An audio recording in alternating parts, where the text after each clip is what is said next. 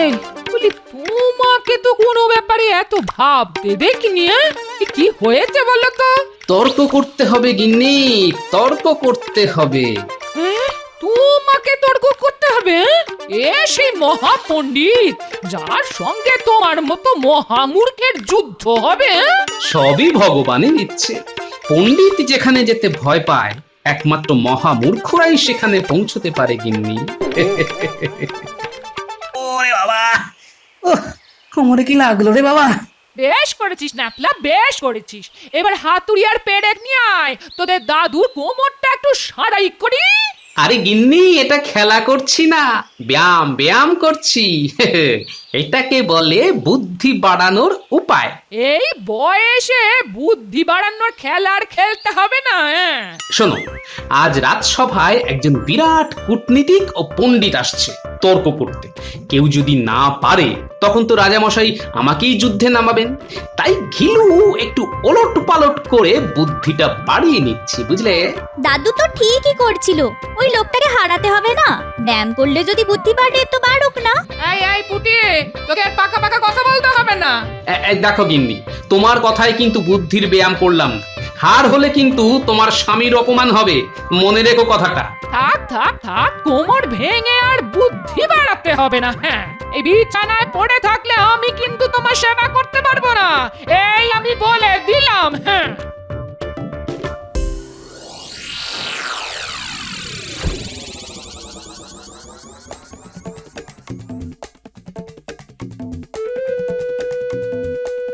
আমায় বাঁচান বৈদ্যমশাই, এই কাল সারা রাত চুলকানির জ্বালায় ঘুমোতে পারিনি। কিছু একটা, ওই বাবারে, কিছু একটা ওষুধ দিন। ওরে বাবা, বাবারে, প্রাণ বাঁচান, প্রাণ বাঁচান আমার। আরে কি হয়েছে সেটা তো আগে শুনি। আসলে চুলকানি হয়েছে। চুলকানি? কি যে জ্বালায় পড়েছি তা যদি আপনি বুঝতে পারতেন তবে বেঁচে যেতাম, কিন্তু বেটা যে কোথায় বসে আছে তা বুঝতে পারছি না। বুঝতে হবে এমন কোন স্থানে হয়েছে যা ওই খালি চোখে দেখা যায় না। অর্থাৎ অর্থাৎ তোমার ঘিলুতে এই অসুখ বাসা বেঁধেছে।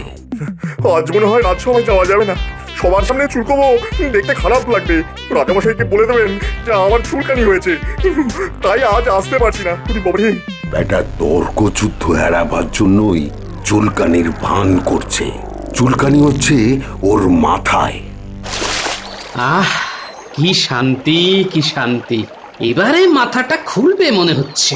ওই পণ্ডিত লোকটাকে তুমি কি প্রশ্ন করবে বলে ঠিক করেছো? সেটাই তো মুশকিল রে পুটি। আমি প্রশ্ন করতে পারলে তো বেটা নেচ তুলে পালাতো, কিন্তু সেটি তো হবে না। প্রশ্ন করবে সে, আর উত্তর দেবে মহারাজের রাজসভার সদস্যরা। উত্তর তো দেবে পণ্ডিত, মন্ত্রী, সেনাপতি, বৈদ্য এরা। তোমার এত মাথা ঘামানোর কি আছে? মন্ত্রী ভগবান? আরে ওর মাথায় যদি এতটুকু ঘিলু থাকে, তাও খরচা করে আমায় কি করে অপমান করবে সে ব্যাপারে মাথা খাটাতে খাটাতে ওর মগজে আর ঘিলু বলে কিছু নেই। আর বাকিরা বাকিরা সব গর্ধ, মাকাল ফল। ওরে পুটি, বলি এত জল ঢালিস না রে, ঢালিস না। এরপর তো মাথার ঘিলু সব শিকনি হয়ে যাবে, নাক গিয়ে গড়াবে। এই তোল তোল, একটু শুকিয়ে নে, তাহলে ঘিলু গুলো গরম হয়ে কাজ করবে। এই দেখো, সবকিছু নিয়ে ঠাট্টা মেরো না গিন্নি। বুদ্ধিহীন বলেই তোমার গলায় মালা দিয়েছিলাম, বুঝলে? ও, আরে আমার মরণ রে, বলি বুদ্ধি থাকলে কোন রাজকন্যার গলায় মালা দিতে শুনি? এই এই কি হলো? এই গরমে চাদর মুড়ি দিয়ে শুয়ে আছো কেন গো? চুলকানি গিন্নি, চুলকানি। চুলকানি তো চাদর মুড়ি দিয়ে কি করছো? যা, সবার সামনে চুলকোতে লজ্জা করে না, তাই তো ঢাকা দিয়ে আছি। কিন্তু চুলকানি হলো কোথায়? সেটাই তো খুঁজে পাচ্ছি না, কোথায় যে হতে পারে। আচ্ছা, কোথায় হতে পারে বলে মনে হয় তোমার বলো তো? এই, তুমি কি আজকাল নেশা ভাঙ করছো নাকি? চুলকানির যে কি জ্বালা তা তুমি বুঝবে না গিন্নি, তা তুমি বুঝবে না। তোমার মুন্ডুতে চুলকানি হয়েছে, বুঝলে? একেবারে বুদ্ধির জাহাজ, এখনো পর্যন্ত কিছুই করে উঠতে পারলেন না, আবার তর্কযুদ্ধে নেমেছেন উনি এই বুদ্ধি নিয়ে। গোপালকে নিয়ে ঘিলু না ঘাটিয়ে পণ্ডিতকে নিয়ে মাথা খাটাবে তা নয়। তোমার তোমার মাথা খারাপ হয়ে গেছে। আমার চুলকানি হয়েছে আর আমি যাবো ওই মূর্খ পণ্ডিতটার সঙ্গে তর্ক করতে? হ্যাঁ, মহারাজ যদি দেখে ফেলে আমি সবার সামনে চুলকোচ্ছি, ইস, ছি ছি ছি ছি ছি, মহারাজ কি মনে করবেন বলো তো? তুমি কুয়োয় ডুবে থাকো চিরদিনের মতো, আমার জ্বালা মেটে। হাহ, ব্যাটার খালি ওই বড় বড় কথা। আরে যখন সেই কূটনীতিক পণ্ডিত এলো তখন কিছু একটা বলে তর্কযুদ্ধটা এড়ানো যেত, তা না ওই মহারাজকে খুশি করার জন্য বুক ফুলিয়ে বলে বসলো। মহারাজ মহারাজ এসব তর্ক আগেও অনেকবার করেছি, প্রত্যেকবারই ওই জয়লাভও করেছি। এই ব্যাপারটা আমার ওপর ছেড়ে দিন মহারাজ, আমি না হয় বুঝে নেব। এখন ওই ভয় পেয়ে চুলকানির অভিনয় করছে। মহারাজ জিজ্ঞাসা করলে সেই মিথ্যে কথাটা তো আমাকেই বলতে হবে। আমার হয়েছে যত জ্বালা। উপস্থিত ভদ্র মহোদয়গণ, আজ আমরা যে তর্কযুদ্ধের আয়োজন করেছি তাতে স্বাগত জানাচ্ছি পণ্ডিত ও কূটনীতিজ্ঞ শ্রী শ্রী জ্ঞানাচার্যকে। তাঁকে আমার প্রণাম। মহারাজকে আমার প্রণাম। আপনি যে নবরত্ন সভা প্রতিষ্ঠা করেছেন তা কতজন রাজা করতে পেরেছে? এই সভায় গুণীজনের অভাব নেই। আমি তাদের সঙ্গে তর্কে প্রবৃত্ত হয়েছি এই কারণে যে যদি তাদের আমি তর্কে পরাস্ত করতে পারি তবে আপনার সভায় আমার স্থান পাবো বলে আমার বিশ্বাস। নিশ্চয়ই নিশ্চয়ই, কিন্তু তার আগে তো পরীক্ষা দিতে হবে আমার সভার অমাত্যদের পরাস্ত করে। আপনার গুণীজনদের পরাস্ত করার জন্যই আমার এখানে আসা। এবার আদেশ করুন। কি ব্যাপার বৈদ্যমশাই, আমার নতুন মন্ত্রী ভগবান কই? তাকে তো দেখতে পাচ্ছি না। ও, এত বিলম্ব কেন? আচ্ছা, আপনি তো তার প্রতিবেশী, কোনো খোঁজ পেয়েছেন তার? আগে মহারাজ মানে ওই আহ, আগে আগে কি? পরিষ্কার করে বলুন, ভগবান কোথায়? আসল কথাটা হলো ভগবান খুব অসুস্থ, অসুখটা ওই গুরুতর। গুরুতর? কি হয়েছে তার? কি এমন গুরুতর অসুখ যে আজকের মতো একটা বিশেষ দিনে সে অনুপস্থিত হলো? আগে যা হয়েছে তা সবার সামনে বলাটা কি ঠিক হবে মহারাজ? কেন হবে না? এটা রাজসভা, মহারাজের সামনে সবই বলা যায়। যথার্থই বলেছ গোপাল। তা বৈদ্যমশাই বলুন, ভগবানের ঠিক কি হয়েছে? মহারাজ, নতুন মন্ত্রীর চুলকানি হয়েছে। আমি কিন্তু এর থেকে বেশি কিছু জানি না মহারাজ। ভগবান তো বুঝতেই পারছে না তার কোথায় ঠিক ওই চুলকানি হয়েছে। চুলকানি হয়েছে অথচ সে নিজেই জানে না কোথায় হয়েছে? এ কি পাগল নাকি? পাগল মোটেই নয়, আমি জানি ভগবানের কোথায় চুলকুনি হয়েছে। মাথার ঘিলুতে। আসলে মহারাজ, ভগবান আমাকে অপদস্থ করবে বলে এত মাথা ঘামায় যে মাথা ভেদ করে চুলকানির পোকা তার মাথায় উঠে গেছে। এমন অসুখের নাম তো জীবৎকালেও শুনিনি মহারাজ। তবে তদন্ত করে দেখুন এই চুলকানির পেছনে অন্য কোনো কারণ আছে কিনা। আপনার কাছে আমি ক্ষমা প্রার্থী। মন্ত্রীর কথা তো শুনলেন, মানে তার অনুপস্থিতিতে তো আর তর্ক চলতে পারে না, বিশেষ করে যখন সে নিজেই আপনার সঙ্গে তর্ক করতে রাজি হয়েছে। দয়া করে এই তর্কযুদ্ধ একদিন যদি পিছিয়ে দেন তাহলে খুবই ভালো হয়। না না না না না না, একদিন কেন, যত দিন ইচ্ছে পিছিয়ে দেওয়া যায়। আগে আপনার ওই মন্ত্রীর চুলকানির উৎস খুঁজে পাওয়া যাক, তাহলে আমি কি ওই আগামীকাল আসতে পারি? মহারাজ, ওনাকে বলে দিন কালই আসতে। মন্ত্রী না থাকলে কি হয়েছে, আমি তো আছি। মহারাজের সম্মান রাখতে যে কোনো কাজেই আমি রাজি মহারাজ। আমি জানি গোপাল, আর কেউ না থাক, তুমি আমার শেষ ভরসা। এই চুলকানির জায়গা খুঁজে পেলে? না, ও আর পাওয়া যাবে বলেই তো মনে হয় না। আর ওই খুঁজে বের করার কোনো দরকার নেই। মহারাজের নির্দেশ, কাল কিন্তু ওই রাজসভায় হাজির থাকতেই হবে। হবে? এই চুলকুনি নিয়ে? কি লজ্জার কথা। না গেলে তো আরো অপমান। মহারাজ ওই গোপালকে দায়িত্ব দিয়েছে তর্ক করার জন্য। শুধু তাই নয়, ওই গোপাল বলেছে তোমার নাকি মাথার ঘিলুতে চুলকানি হয়েছে। কি এত বড় কথা বলেছে আমায় নিয়ে? মহারাজ ওকে দিয়েছে তর্ক করার অনুমতি? তাহলে তো আমাকে কালই যেতে হবে। হ্যাঁ, যাও যাও যাও। আর হ্যাঁ, গোপাল আর কি বলেছে জানো? বলেছে মন্ত্রী না থাকলে থাকবে না, আমি তো আছি। হ্যাঁ, এই কথা বলেছে? বুদ্ধমশাই, আমার চুলকনিটা ওর মাথায় দিয়ে দেওয়া যায় না? হ্যাঁ, আগে তোমার মাথা খালি করো, তারপর তো গোপাল। এত চিন্তা করছেন কেন মহারাজ? দেখবেন ঠিক উপায় বেরিয়ে যাবে। হ্যাঁ, কে তর্ক করবে এই মহাপণ্ডিত কূটনীতিকের সঙ্গে? গোপাল তো আছেই, ওর বুদ্ধির কোনো তুলনা নেই। তা তো ঠিকই, কিন্তু গোপাল তো আমার সবার ভাঁড়, ওর সঙ্গে কি মহাপণ্ডিত তর্ক করতে রাজি হবেন? করবেন না কেন? বুদ্ধি কি জাতপাতের উপর নির্ভর করে? মন্ত্রী মশাইয়ের কথাই ধরুন না কেন, ও তো ব্রাহ্মণ, আর গোপাল নাপিতের ছেলে। কিন্তু বুদ্ধিতে গোপালের ধারে কাছে ভগবান আসে না। কেন বলুন তো? কারণ তত বুদ্ধি ওর ঘিলুতে দেওয়া হয়নি। যে কোনো কারণেই হোক, গোপালের ঘিলুতে বুদ্ধি একটু বেশি দেওয়া হয়েছে। এর পরিচয় আপনিও পেয়েছেন পূর্বে। সুতরাং চিন্তা না করাই ভালো মহারাজ। আপনি বরং ঘুমানোর চেষ্টা করুন। হ্যাঁ, এই বলি, তোমাকে তো কোনো ব্যাপারে এত ভাবতে দেখিনি। কি হয়েছে বলো তো? তর্ক করতে হবে গিন্নি, তর্ক করতে হবে। তোমাকে তর্ক করতে হবে? এ সেই মহাপণ্ডিত যার সঙ্গে তোমার মতো মহামূর্খের যুদ্ধ হবে? সবই ভগবানের ইচ্ছে। পণ্ডিত যেখানে যেতে ভয় পায়, একমাত্র মহামূর্খরাই সেখানে পৌঁছতে পারে গিন্নি।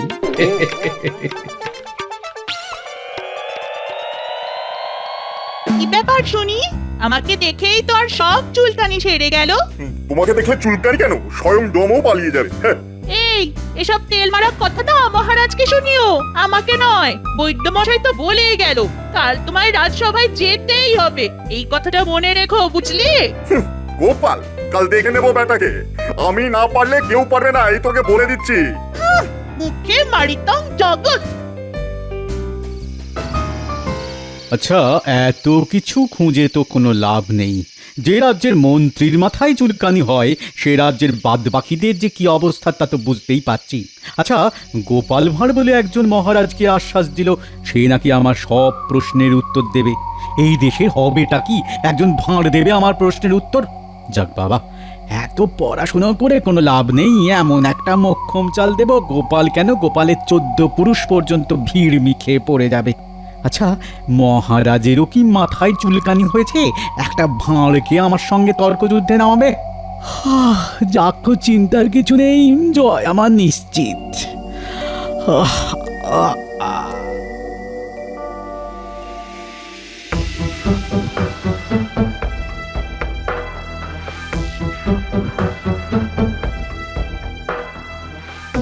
মহারাজ, আপনি এত দুশ্চিন্তা করে ঘুমোচ্ছেন না, এতে আপনার শরীর খারাপ হয়ে যাবে। দেশের রাজা যদি অসুস্থ হয়ে পড়েন, দেশ চালাবে কে?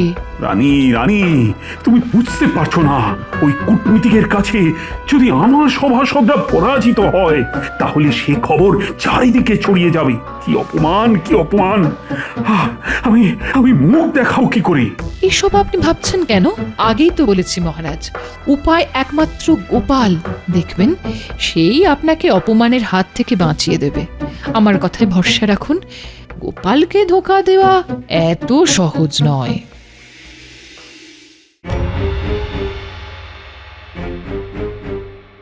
আজ যেভাবেই হোক মহারাজের মান বাঁচাতেই হবে। কিন্তু কি প্রশ্ন করবে সেটাই তো বুঝতে পারছি না। তবে হ্যাঁ, এমন উত্তর দেব যে সেই উত্তর বুঝতে বেটার অনেক সময় কেটে যাবে। কিন্তু আমি তো আগে কিছু বলবো না। ভগবান কি বলে আগে দেখি, তারপর জবাব দেব। তবে ওই জ্ঞানাচার্যের সঙ্গে আর যেই হোক, ভগবান পেরে উঠবে না, নইলে তার মাথায় চুলকুনি হতো না।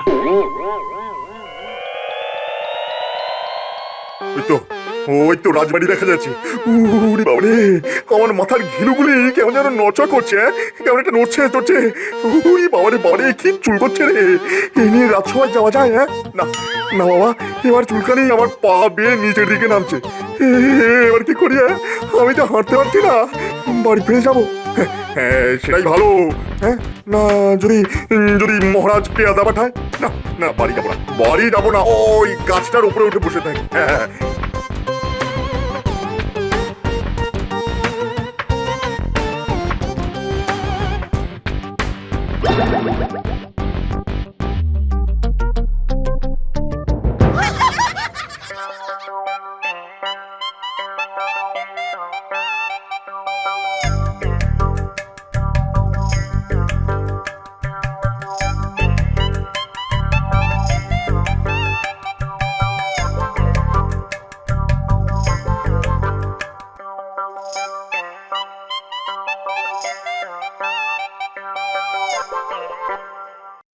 সবাই উপস্থিত? আগে সবাই উপস্থিত, শুধু নতুন মন্ত্রী ভগবান ছাড়া। কেন কেন? আগে মহারাজ, তার মগজে যে চুলকানি হয়েছে তা মারাত্মক ব্যাধি। এর একমাত্র ওষুধ বুদ্ধি। সেই বুদ্ধি ওর মাথায় ঢোকাতে গেলে আগে তো ভগবানের মাথায় শল্য চিকিৎসা প্রয়োজন। সেটা কিভাবে হবে তা রাজবৈদ্য ছাড়ার কে বলতে পারে মহারাজ? যা বোঝো না তা নিয়ে কেন কথা বলো গোপাল?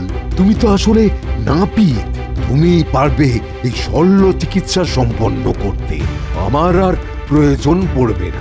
কেন বৈদ্যমশাই, চুলকুনি সারাবার আর কোনো উপায় নেই? আপনি এত বড় বৈদ্য আর সামান্য একটা চুলকানি ঠিক করতে পারছেন না? এ সামান্য অসুখ নয় মহারাজ, আমি অনেক পুস্তক ঘেটেও এরকম কোনো অসুখের উল্লেখ পাইনি। তবে ওই কড়া কোহল মিশ্রিত থাম্বুরস প্রয়োগ করেছি। এর ফল পেতে আরো 2-1 দিন সময় লাগবে মহারাজ। তাহলে গোপাল, আজ তর্কযুদ্ধে তুমিই হবে আমার প্রধান সেনাপতি। মহারাজ, গোপালকে আপনি সেনাপতি বানিয়ে দিলেন, তাহলে তাহলে আমার কাজ শেষ। এ আপনি কি করলেন মহারাজ? মহারাজ, জ্ঞানাচার্য মশাই উপস্থিত হয়েছেন। নিয়ে এসো তাকে যথার্থ সম্মান প্রদর্শন করে রাজসভা নিয়ে এসো।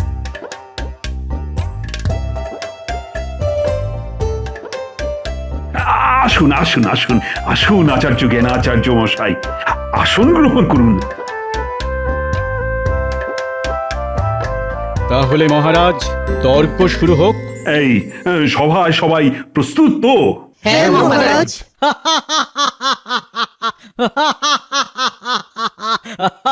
এই এই হাসিকে কেউ বন্দি করতে পারবে? কি হে বৈদ্যমশাই, পারবে? না মহারাজ, শব্দকে বন্দি করার উপর একটা পুস্তক ছিল বটে, কিন্তু এখন ওটা ওই উইয়ে কেটে দিয়েছে, তাই ওই পড়ে আসতে পারিনি। রাজকবি, তুমি পারবে? শব্দ আমি বাক্যে বন্দি করতে পারি, খাতায় লিখি, কিন্তু হাতে বন্দি করতে পারবো না মহারাজ। এবার সেনাপতি, তুমি এত বড় বীর আর সামান্য হাসিকে বন্দি করতে পারবে না? আমি তো আর সেনাপতি নেই মহারাজ, গোপালকে আপনি যে সেনাপতি বানিয়ে দিয়েছেন। তাহলে তো পড়ে রইল একা গোপাল। তা গোপাল, তুমি কি এই কর্ম করে দেখাতে পারবে? মহারাজ আদেশ করলে এমন কোনো কর্ম নেই যা আমি করতে পারবো না। আমাকে কি আপনি এই প্রশ্নের উত্তর দিতে বলছেন? নিশ্চয়ই নিশ্চয়ই। তাহলে মহারাজ, অন্দরমহল থেকে একটা পেতলের কলসি নিয়ে আসতে বলুন।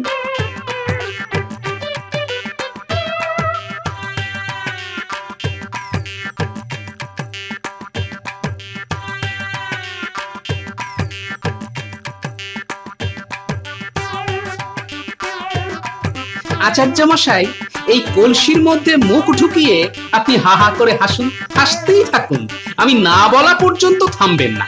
ঠিক আছে, কলসি আমার কাছে নিয়ে এসো। হাসুন হাসুন আচার্য মশাই, যত খুশি হাসুন, কিন্তু শেষ হাসিটা আমি হাসব।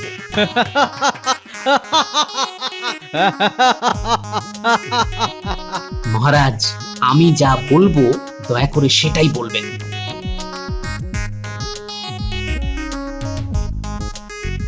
মহারাজ, আপনি কি আচার্য মশাইয়ের হাসি শুনতে পাচ্ছেন?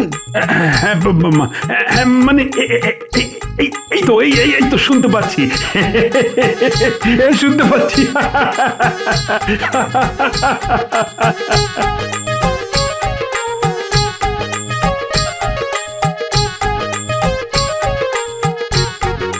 কি বৈদ্য মশাই, আপনিও শুনতে পাচ্ছেন? মহারাজ যখন নিজে শুনেছেন তখন আর আমি উল্টো কথা কিভাবে বলি? হ্যাঁ মহারাজ, এই তো শোনা যাচ্ছে।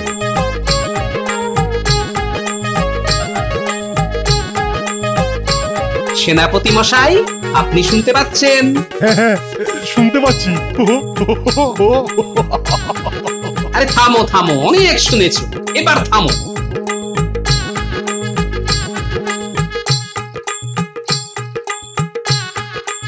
এবার শুনুন, দেখুন কি করে শব্দকে বন্দি করতে হয়। এটা কি হচ্ছে গোপাল? আমি তো কিছুই শুনতে পাচ্ছি না। শুনতে পাচ্ছেন না? সে কি কথা, স্বয়ং মহারাজ শুনলেন আর আপনি পেলেন না? নিশ্চয়ই আপনার কানে চুলকুনি হয়েছে। বৈদ্যমশাই, কিছু ওষুধ আছে, এখনই নিয়ে আসুন না। আছে আছে, ফুটন্ত তেল, এক কলসি ঢাললেই সব শুনতে পাবেন উনি। না না না, তার আর দরকার নেই। এই তো আমি স্পষ্ট শুনতে পাচ্ছি। হ্যাঁ তবে স্বীকার করুন, আপনি পরাজিত হয়েছেন, নইলে কিন্তু গরম তেল। হ্যাঁ, আমি হার স্বীকার করছি। গোপালের জয় হলো।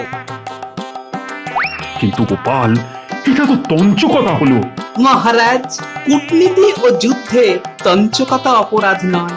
জ্ঞানাচার্য আসলে কূটনীতিতে আমাদের পরাজিত করে মহামন্ত্রীর পদ নিতে চাইছে। লোভের পরিণাম এটাই হয় মহারাজ। কূটনীতি নিশ্চয়ই আপনাকে বোঝাতে হবে না।